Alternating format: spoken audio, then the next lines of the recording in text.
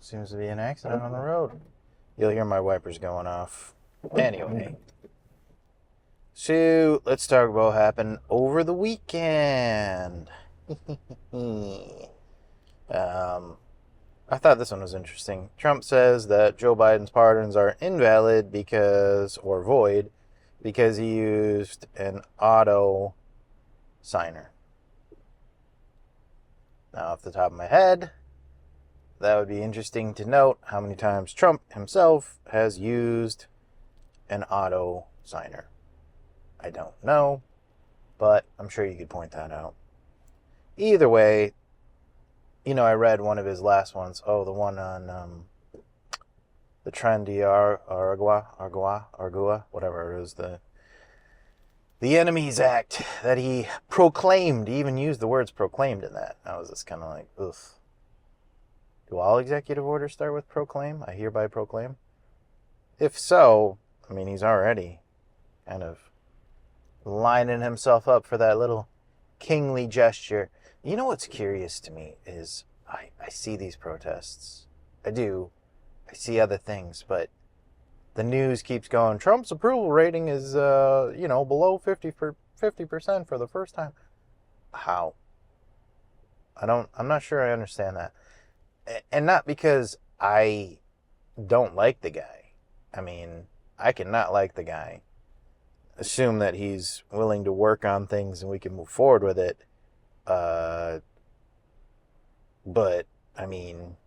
Bush, Obama, they all had lower ratings, I'm pretty sure, than Trump does now. And Trump's doing some did you not see that North Carolina people bitching at their congressman there in North Carolina? The veterans stood up and then got escorted out. That was an interesting thing to me, too, because, that guy stood up, started yelling, and then other people were like, let him speak, he served his country, let him speak, he earned the right to speak. Meanwhile, the guy was dropping F-bombs. You can make a statement and just be like, you suck and I'm unhappy. When you start throwing F-bombs and getting kind of violent, and it wasn't violent, but just kind of getting angry, I might have to agree with the escorting him out, because it's lack of decorum, maybe. Oh, but that's where we're at. We're at that point where we can't have that decorum anymore of respected individuals, because they've made a mockery of it. They've made a shambolic mockery of this whole process. So now we have idiot politicians in charge that say dumb shit, trying to be a man of the people. That wasn't loud. Trying to be a man of the people, saying dumb shit, acting like a man of the people, and then wonder why when they address them and treat them like men of the people, we're like, where's the decorum? Well, you elect a clown, expect a circus, I guess. Doesn't that? Sounds like where we're at. Sounds like it. But anyway, the whole point about this whole North Carolina guy was that the crowd was saying, he's a veteran, he's earned his right to speak. And I'm not going to shit on that guy. Obviously, he's suffering, and there's other people suffering, which is terrible. It's, the congressman showed no empathy, by the way. None. Absolutely none. I was like, let's move on, everybody. Okay, move on. But the question that I have was like, no, look, just because you served in the military doesn't give you any more right at war. And the thing that bothers me about it is, it's like, we always kowtow to this, but we there's no need for that. Every citizen has a right to speak.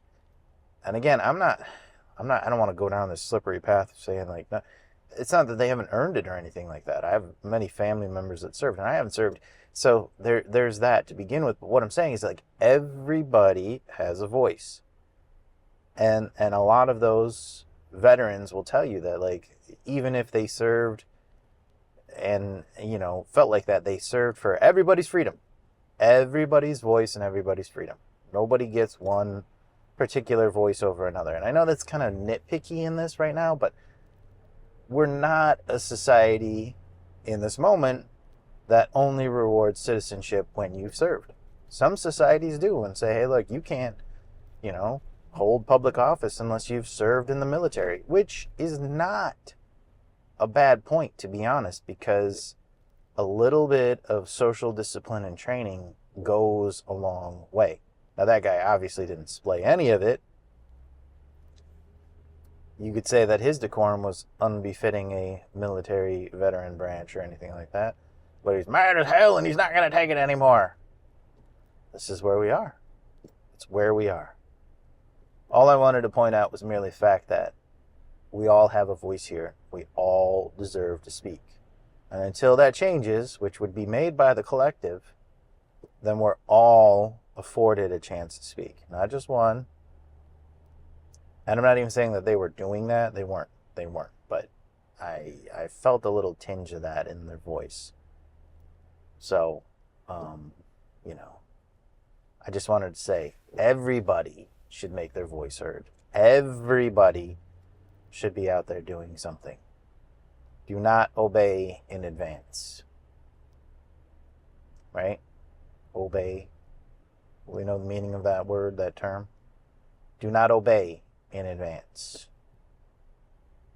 We are all free and equal here.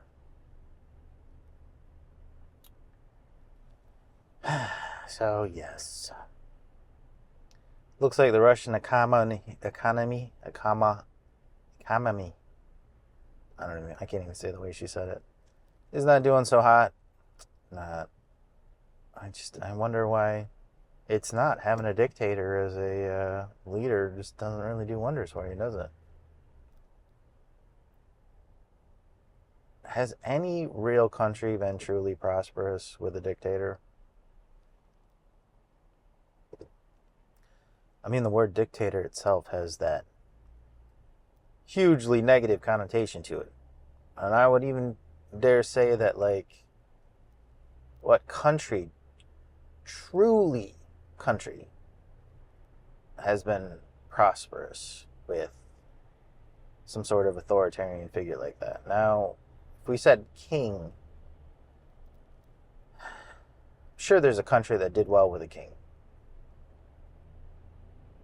Off the top of my head, I can't think of. I mean, maybe one of those Nordic countries, they do well with a king. I don't know about that. I know they have a queen, but maybe they're just figureheads, kind of like Britain. They're kind of figureheads anymore. They're not necessarily leaders of the state versus, like the prime minister. It's an interesting thought. Our economy isn't doing so hot either.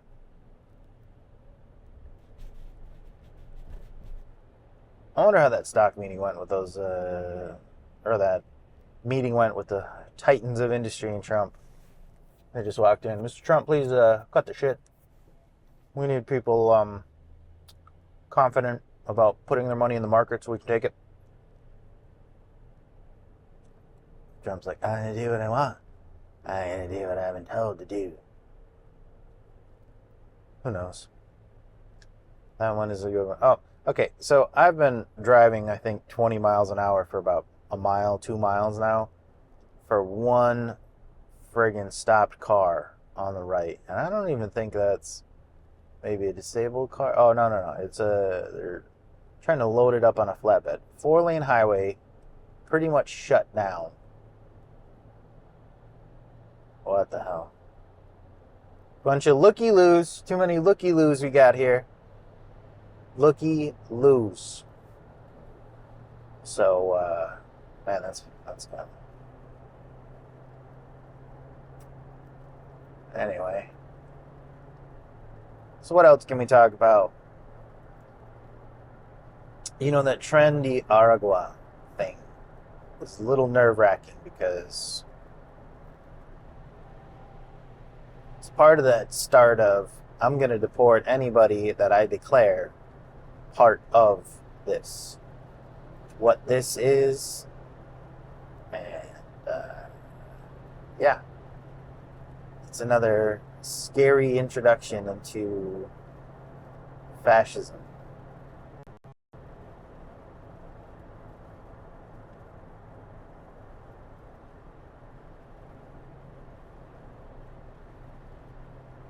So we'll see, I guess.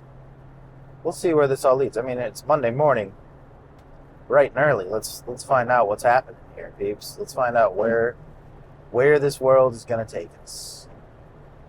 Hopefully, y'all's prepared, because you need to be. All right, I'm gonna call this one.